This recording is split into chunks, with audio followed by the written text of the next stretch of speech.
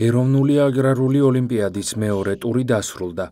კონკურსი თბილისსა და ქუთაისში ჩატარდა. ეროვნული აგრარული ოლიმპიადა უკვე მეხუთედ იმართება. ორგანიზატორთა განმარტებით პროექტის მიზანია სოფლის მეურნეობის დარგის განვითარების მხარდაჭერა, აგროგანათლების პოპულარიზაცია და საზოგადოების ცნობიერების ამაღლება როგორც აგრარულ, ასევე გარემოს დაცვით სფეროში. მიმდინარე წელს კონკურსში მონაწილეობის მისაღებად 1000-მდე ადამიანი დარეგისტრირდა. ოლიმპიადის მესამე ტურში გადავიდა 130-მდე კონკურსანტი. საბოლოოდ კი 36 გამარჯვებული გამოვლინდება.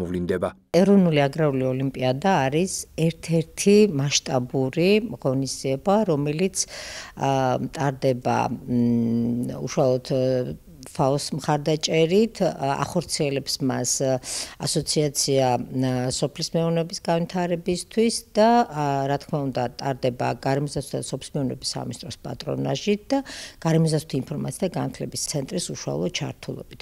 მინდა გითხრათ, რომ ეს არის ღონისძიება ოლიმპიადა, რომელიც მეხუთე წელია ხორციელდება.